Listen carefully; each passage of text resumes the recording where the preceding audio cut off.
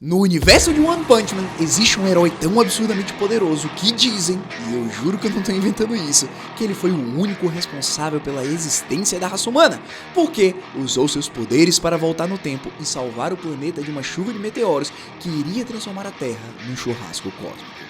Esse mesmo cara segurou uma bomba capaz de apagar o sistema solar inteiro e tacou num buraco negro como se fosse lixo reciclável. E olha, dizem que toda a história mitológica já escrita foi só um prenúncio do nascimento dele.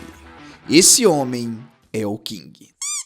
Tá, peraí, você deve estar se perguntando, Hashirão, você tá de sacanagem, não é mesmo? Espere, porque hoje a gente vai entender o seu real poder. Porque eu tenho uma teoria absolutamente insana que vai fazer você repensar tudo o que você achava que sabia sobre esse cara.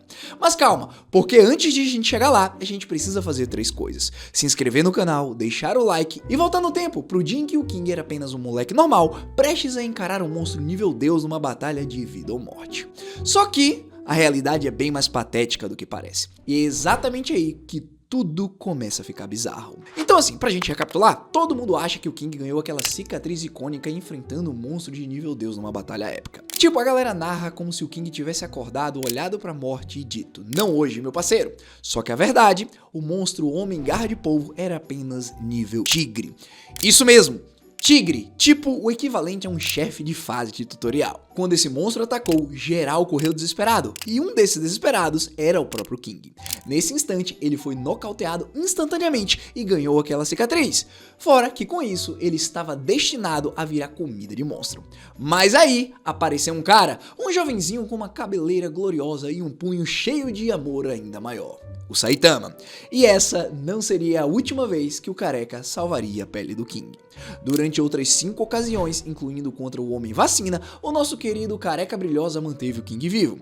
E no final das contas, Saitama ainda deu fama necessária pro King se tornar quem ele é. Afinal, todas as vezes em que o Saitama terminava a luta coberta de sangue e tripas de monstros e ia embora sem falar nada, adivinha quem é que recebia o crédito por salvar a cidade?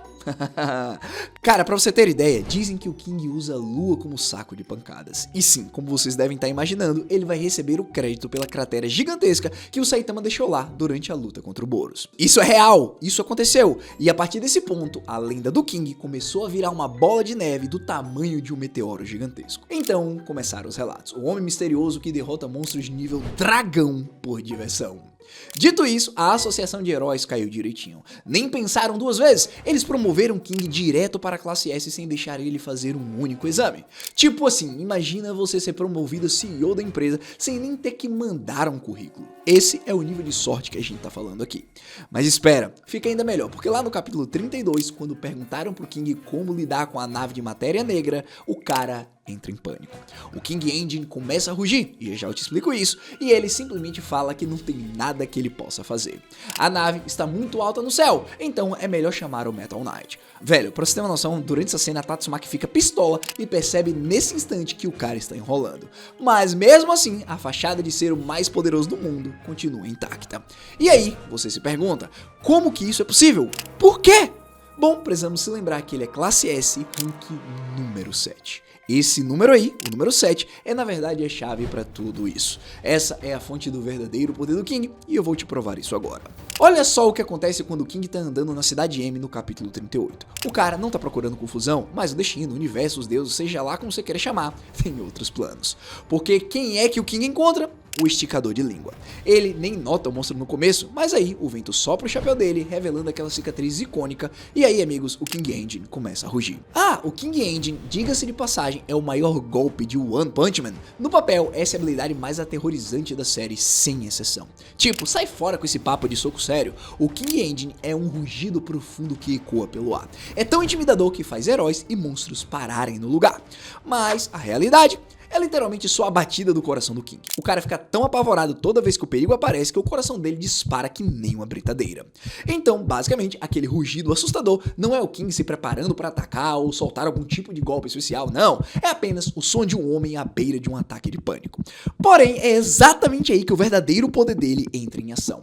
Quando o esticador de língua sente a intenção assassina pura do King Engine, ele colapsa. Literalmente começa a implorar pela vida. Aí, os NPCs todos ali do lado começam a aplaudir o King e antes que você perceba, a realidade começa a se curvar. O King fica tão sobrecarregado com a multidão aplaudindo que quando ele diz que só quer ir fazer suas compras, o povo entra em pânico e abre caminho tipo Moisés abrindo o Mar Vermelho.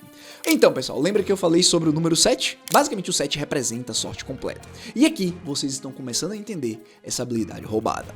Mas espera, que tem mais. Logo depois de colocar o esticador de língua de joelhos, nesse mesmo capítulo aparece o Deus Máquina G4. Essa IA veio batalhar contra o King para testar as suas habilidades de combate.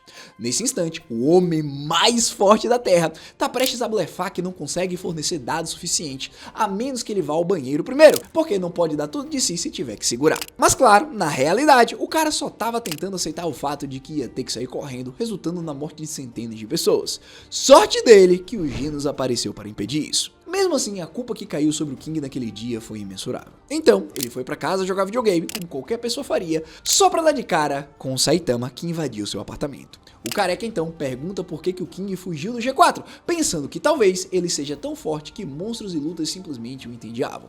O que o Saitama quis dizer é que ele tá esperando que o King seja igual a ele, e honestamente, ele pode estar mais certo do que imagina. Porque é nesse momento que um monstro nível demônio aparece do nada e ataca o King, mas por sorte, como o Saitama estava por ali, ele segurou o monstro com uma única mão.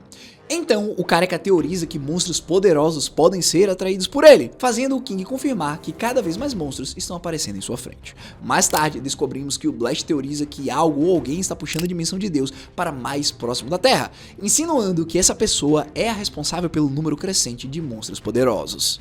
Agora, o que talvez você não saiba é que a razão pela qual Saitama é essa pessoa é porque ele é chamado de o punho que foi contra Deus. Basicamente porque ele removeu seu limitador, mas monstros estão sendo enviados atrás do Saitama para matá-lo. Dito isso, esse limitador é algo que Deus colocou nos humanos para limitar seus níveis de poder. Mas espera, se os monstros vieram atrás do King, será que a fonte dessa sorte pode ser a mesma fonte da força do Saitama? Vou chegar lá, mas temos que levantar um detalhe interessante por aqui. Porque na próxima vez que os dois estão juntos, King destrói o Saitama nos videogames. E tem uma mensagem muito mais profunda por aqui. King solta um combo infinito de 5 minutos, humilhando o careca a ponto dele chamar o jogo de injusto. Isso, na verdade, é um foreshadowing da batalha final do Saitama contra o Garou. Assim como a força do Saitama crescia exponencialmente, significando que o Garou nunca conseguiria alcançá-lo, é o caso do Saitama e do King, só que nos videogames. E assim como o Saitama disse aqui que era injusto, o Garou afirma que o careca é a personificação da injustiça. Até o jeito que o personagem do King acerta um soco no videogame é igual ao jeito que o Saitama faz contra o Garou. King até mesmo ganha o jogo usando apenas 2 dedos, do mesmo jeito que o Saitama só usou uma mão contra o Garou. E agora, pessoal, chegou o momento de explicar como tudo isso se conecta à minha teoria sobre como o King pode ter quebrado o seu limitador. Basicamente, ao remover o seu limitador, o King pode ter feito com que a realidade se curve para sempre favorecê-lo. Por exemplo, Saitama se empurrou além do limite da morte todo santo dia com seu treinamento ridículo, forçando seu corpo a se adaptar até se tornar ilimitado. Foi assim que ele passou de um Zé Ninguém para o ser mais forte existente. E ele não é o único, o Garou foi igual, quebrando seus limites ao longo da sua jornada para se tornar o mal absoluto. Mas enquanto ele fez isso via batalha contra monstros, o Saitama fez via desafios de academia. O ponto aqui, pessoal, é que sobreviver à morte repetidamente até seu corpo se adaptar é a chave da evolução. E ninguém esteve em mais cenários de quase morte do que o King. Toda vez que um monstro nível demônio ou dragão aparecia, o King simplesmente estava lá, e cada vez seu coração trovejava no peito, enquanto tal King Engine rugia com ele congelando de terror, convicto de que iria morrer. E é aí que essa teoria começa a tomar forma. Se quebrar o limitador é sobre conquistar a morte repetidamente, então o King não tem feito exatamente isso esse tempo todo?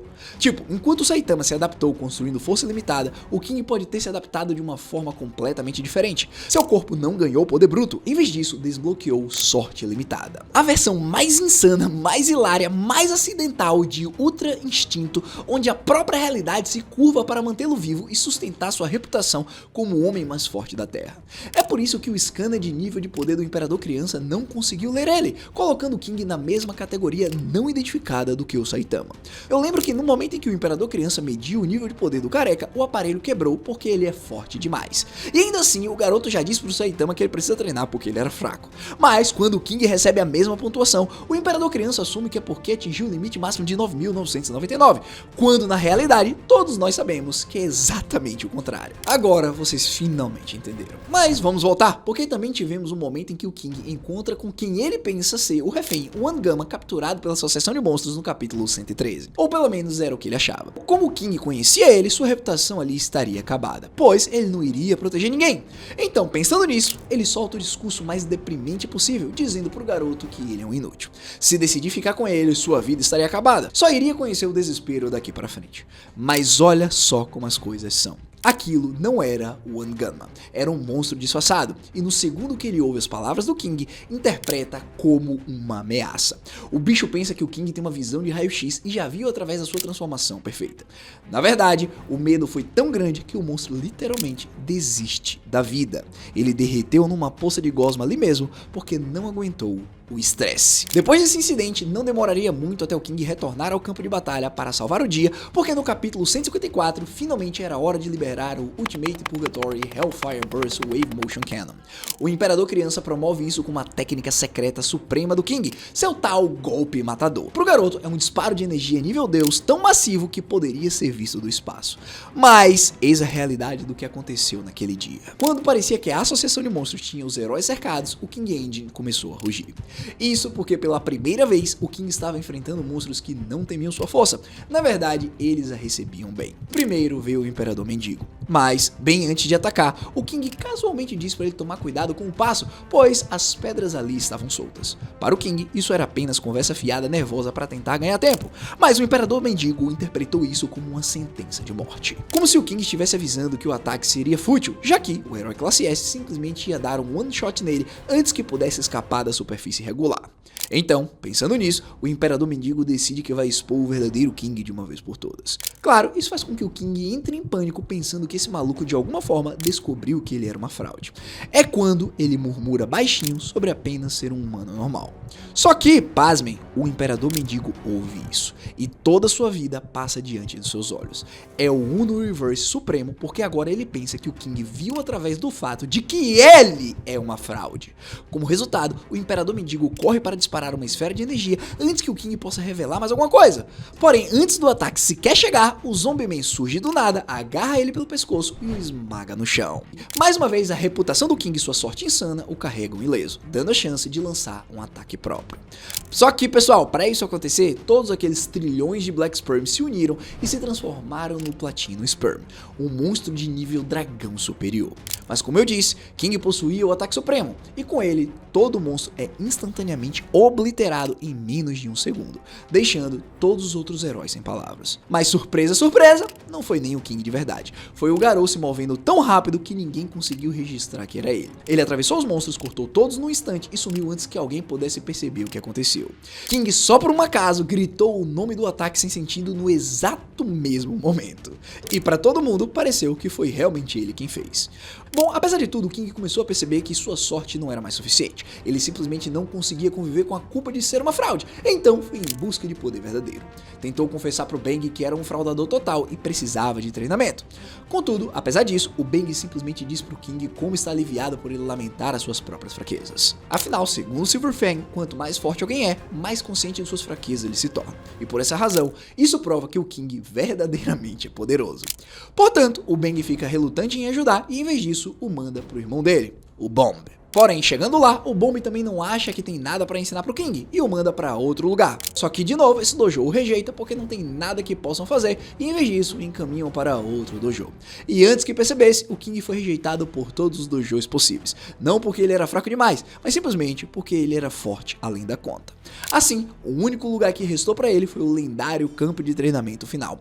Um lugar onde todo mundo que busca treinar além dos limites acaba. E assim que entra, ele vê um homem aparentemente à beira da morte. Ao ver aquela cena, o King se acovarda e volta correndo para casa para jogar videogame com Saitama, que simplesmente dá o conselho que ele realmente precisava. Só levanta peso, cara. E é isso que torna o King um dos personagens mais geniais de One Punch Man. Ele é a prova viva de que às vezes a maior superpotência não é a força bruta, é simplesmente a sorte infinita.